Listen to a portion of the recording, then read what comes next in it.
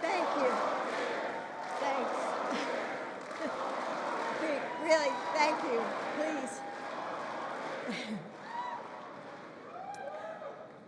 Well, I can certainly say we feel the love from you. Thank you. And thank you, Kelly, for that introduction. You are a trailblazer, and HRC is so lucky to have you. So, how is everyone tonight?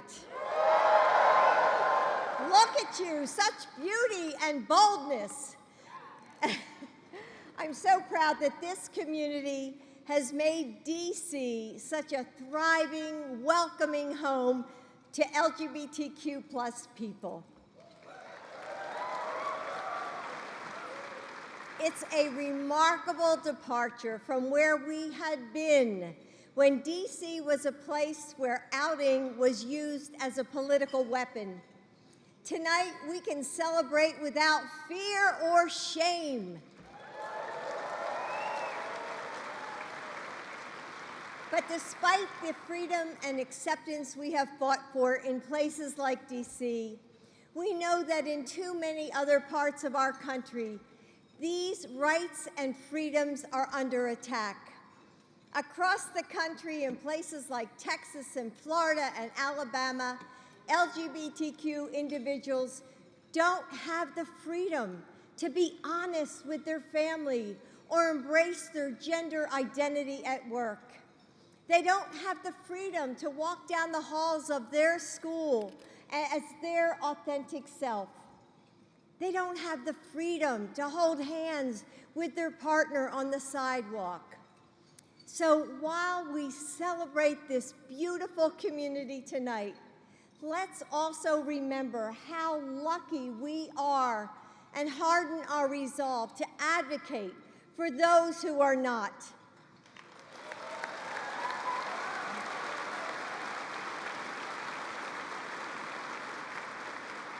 We look forward to a time when all people in all places can feel the freedom and the joy that we feel here tonight. But until then, we fight. We fight for the trans individuals who are being bullied and killed. We fight for the LGBTQ kids who are forced into conversion therapy. We fight for the communities around the world where being gay is punishable by death. Joe and I stand firmly and proudly with you in these fights, and we will be with you every step of the way.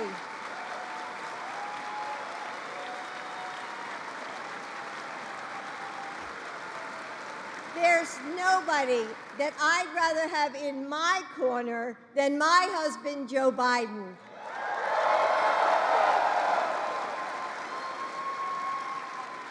Joe has always been a fierce advocate for this community, and I am so proud of all the work that he has done for the LGBTQ plus individuals here in the U.S.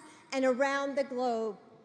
And I am so honored to introduce him tonight. So please welcome the President of the United States, Joe Biden.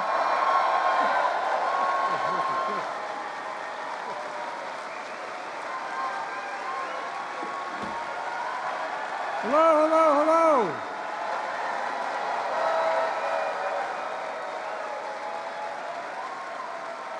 My name's Joe Biden. I'm Jill's husband. Folks, let me begin with a sincere thank you. Please, have a seat. Well, thank you. I hope you understand that you are the beacon of light around the world, not a joke. Whether I was in India or wherever I am, the LGBTQ community comes up to me and says, "Can you help?" Not a joke. Not a joke. Can you help? You've given people so much hope. It's all about hope. Think about it. How do you live without hope? In this community in the United States of America, is leading the world and giving people hope. Folks, my first thing I want to say tonight, thank you for changing lives around the world. You're doing it. You really are. And for some of you who are closer to my age, it wasn't easy to do. No, I'm not joking. You lose your job, you get beat up, you got the whole different circumstance. Well, I tell you what, I've been here every time you invited me. Be careful, I'm like a poor relative. I show up when I'm invited. Look, Kelly Robinson, thank you. Thank you for the introduction and for your leadership. And congratulations to Knight awardees, Shonda Rhimes, Unstoppable Creative Force, Lena Witham, I tell you what, path-breaking storyteller, and Matt Bomer, actor who inspires, and you do inspire, Matt. And Grayson Lobby Hobbs, and Daniel, courageous young activists who lift our hopes up for the future. Earlier this year, I was kind enough to invite Jill and me to the Trans Youth Prom. We couldn't make it, but it sounds like you had a hell of a lot of fun. Well, you know, these young honorees joined us in June for the largest Pride Month celebration ever held at the White House, and there's going to be more. At the White House. LGBTQ youth are among the bravest people I know, and you four are no exception. Folks, this is the fourth time I've joined this dinner, coming back to my days as Vice President. At this pivotal moment in our history, Jill and I have come here tonight to say thank you for your courage, thank you for your hope, and thank you for your pride. Thank you for defending equal rights and dignity of all people, despite intense opposition and hate-fueled rhetoric, even violence to try to keep you from moving. You inspire us, and I want you all, the LGBTQ Americans, to know the Biden-Harris administration has your back. I don't know who's hollering down there, but I can't hear you. Well, look,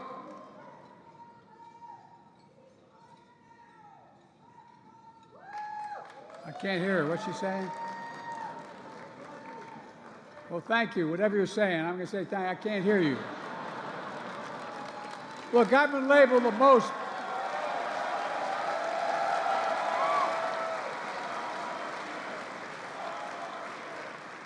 I get it. I'm not sure that's a good thing. No, I'm only joking. Look, I've been labeled the most pro-equality president in history. I'm not sure that's true, but I tell you what, I'm grateful to lead an administration with more out and proud staff members at every level than every previous administration combined. All combined.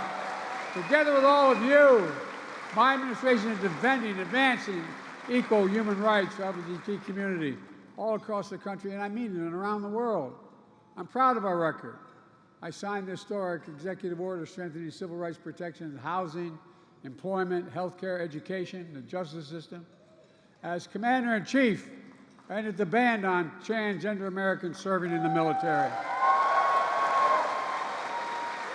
As I pointed out, they can shoot as straight as anybody else I know. And on the anniversary of the repeal of Don't Ask, Don't Tell, the Department of Defense announced a review of the records of LGBTQ service members who've been discharged for less than honorable service. It's going to make it easier for those veterans to finally access the benefits they earned through their service. We launched an ambitious plan to end HIV epidemic by 2030, proposed new national PrEP program to prevent the spread of HIV, and we finally did away with the outdated policy banning gay and bisexuals from donating blood.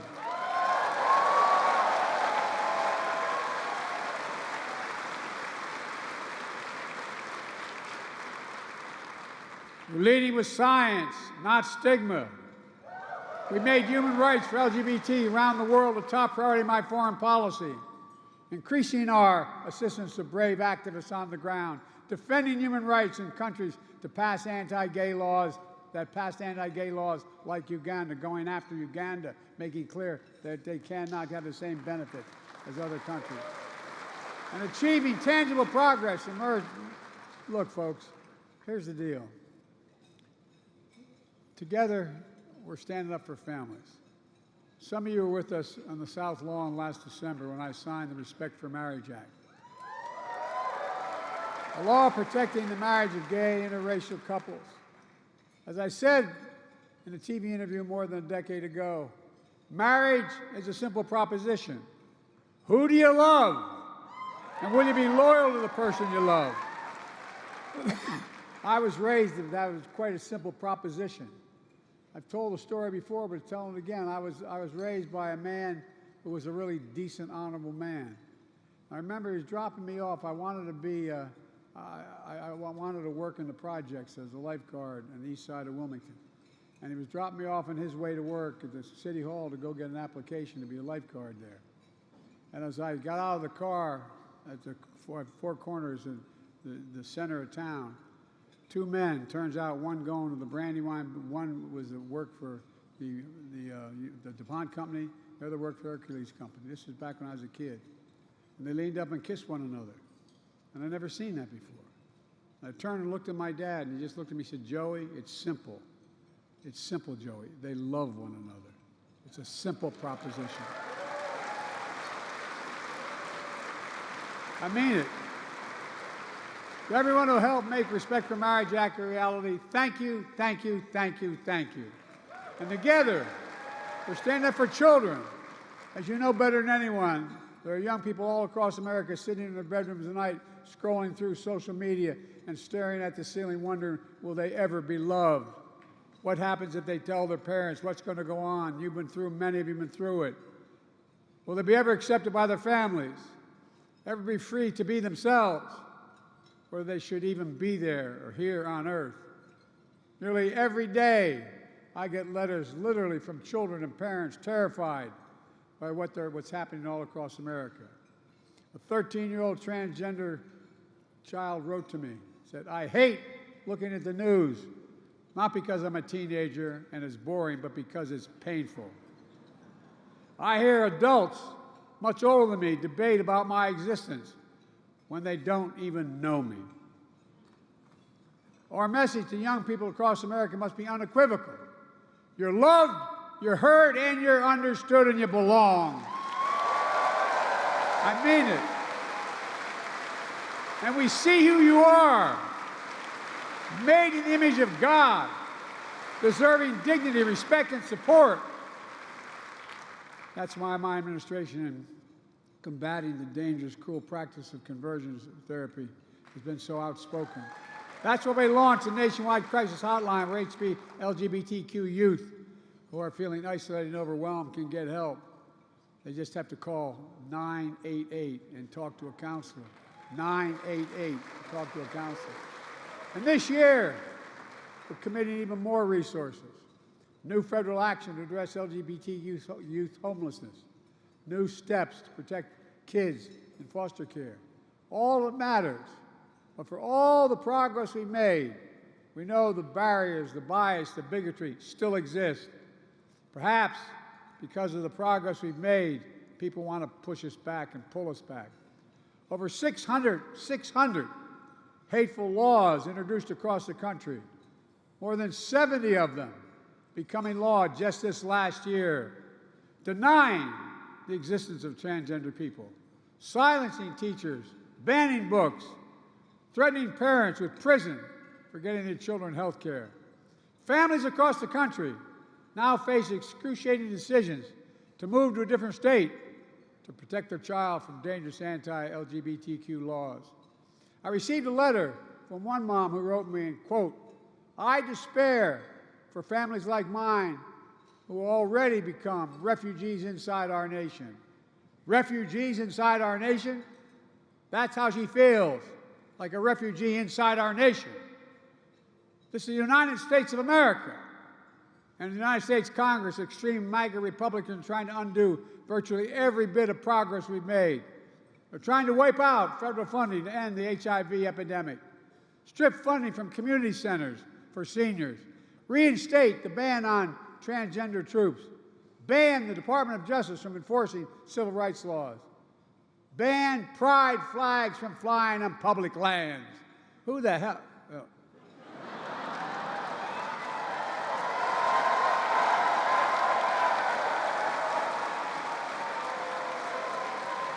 Not very presidential. And they threaten the legal recognition of same-sex marriage. And these are just the cruel attacks on the LGBT community. They're attacks on the foundations of our democracy. You know, they take aim at our fundamental values and principles, like the right to free expression, the right to make our own health care decisions, the right to raise our own children. I'm never going to stand by and watch families terrorized, doctors and nurses criminalized, or any child targeted for who they are. It's who they are. Jill and I, Kamala and Doug, and our entire administration will always stand with you against hate. Together, we're going to make even more progress. You've heard me say it before, and I apologize for having to repeat it. When a person can be married in the morning and thrown out of a restaurant for being gay in the afternoon, something is still fundamentally wrong in this country. And that still exists. That's why we must pass the Equality Act, and pass it now. That's why we must do this. At a time when studies show violence against LGBTQ Americans is on the rise, we have to do more to keep people in the community safe. 25 years ago this week, Matthew Shepard was brutally taken from us. His courageous parents, Judy and Dennis, have turned his murder into a movement. As we remember him, we also remember the LGBTQ people and allies killed this year, like O'Shea Sibley, killed while dancing and expressing joy. Laura Ann Carlton, who simply hung a pride flag outside her home. Think of that. She hung a pride flag outside her home. She was killed. Colin Smith, stabbed while defending a friend being harassed. And dozens of transgender Americans, especially transgender women of color, killed every year. The Department of Homeland Security, the Department of Justice, and the Health and Human Services has launched a safety partnership to better protect festivals and marches and community centers and businesses, to better protect healthcare providers serving the community, and to help folks report hate crimes. Nearly a year after the horrific shooting at Club Q in Colorado Springs, we have to fully implement the most significant gun safety law in nearly 30 years, and then pass again the assault weapons ban, which Diane and I passed. No excuse. Who in God's name needs a weapon with 100 rounds in their chamber? The weapon's only meant for one thing, to kill people. We did it before. We can do it again. As long as I'm in office, I'm not going to stop till we get it done again. Look, folks, let me close with this. A week ago, we saw hate manifested another way in the worst massacre of Jewish people since the Holocaust. More than 1,300 innocent lives lost in Israel, including at least 27 Americans. Children and grandparents alike kidnapped, held hostage by Hamas. The humanitarian crisis in Gaza. Innocent Palestinian families, and a vast majority have nothing to do with Hamas. They're being used as human shields. Yesterday, I spoke for over an hour with a family member of those Americans who are still unaccounted for on a Zoom call. They've endured an agony of not knowing what's happened. Not the same thing, but I can tell you what it's like. It's one thing to lose someone you know you're going to lose and be there with them and hold their hands, like I was able to do with my son. It's a very other thing to get a phone call, like I got years ago, saying, there's been an accident. Your wife and daughter are dead. I'm not sure. Your boys are going to make it. The uncertainty of those 2 or 3 hours trying to get back to find out. It's the worst feeling in the world. It's gut-wrenching. And it's yet another reminder that hate never goes away. It only hides. It hides under the rocks. I thought, being so deeply involved in the civil rights movement, when I was able to convince, of all people, Strom Thurmond to vote for the Voting Rights Act in his last year, changed his mind. I thought, well, you can defeat hate. But guess what happened? Hate just hides under the rocks until there's a little oxygen blown under, like what happened in Charlottesville. Just a little bit, and it comes roaring out again. Folks, we have to reject hate in every form, because history has taught us again and again. Anti-Semitism, Islamophobia, homophobia, transphobia, they're all connected. Hate toward one group left unanswered opens the door for more hate toward more groups more often, readily. But here's what history shows. The antidote to hate is love. The answer to twisted, dehumanizing ideology is solidarity and standing up for everyone in humanity. That's why the laws that actually protect equality matter every single American, no matter who you are, who you love, or where you come from. This shouldn't be about conservative, liberal, red, or blue.